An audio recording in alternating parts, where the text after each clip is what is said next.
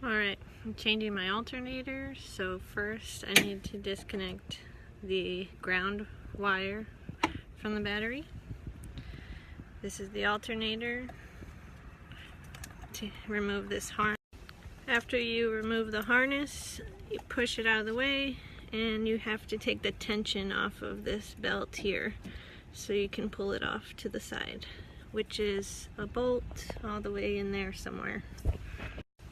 Alright, so you're gonna peek under that belt right there, you see that? It's kind of blurry. Right here is your tensioner. So I put a 19mm socket there, and this is gonna be something to give us more torque. I'm doing this left-handed. Let's try it with the right. I really need two hands for this, but I'm just going to show you while you're pulling this is when you need to pull the belt off. And you don't want it to come off of any of the other pulleys. That is very important, or you will be here all day. Now that we got that off, we are going to remove, let's see, that big bolt right there. It's probably so this one's not that hard. It's a size 14mm, and once you get it going, you can just use your hand for the rest of it. So that's that one, and then we're gonna put that up there. There's one more right under this guy, so that's gonna be the toughest one. I'll be back.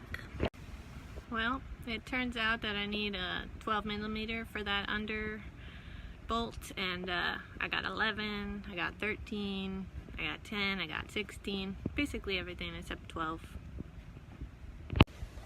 Alright, I finally got that socket I needed, and I started to loosen this up, so now I can just get it off with my hand.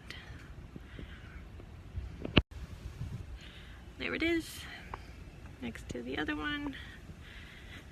And now I can start to pull up our alternator. Should be pretty loose.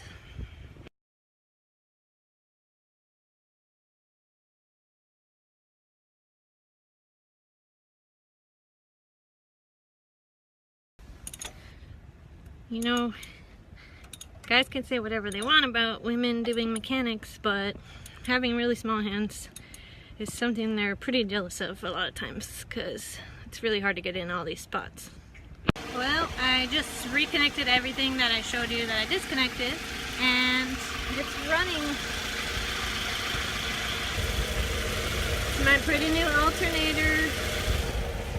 This stuff is pretty fun though.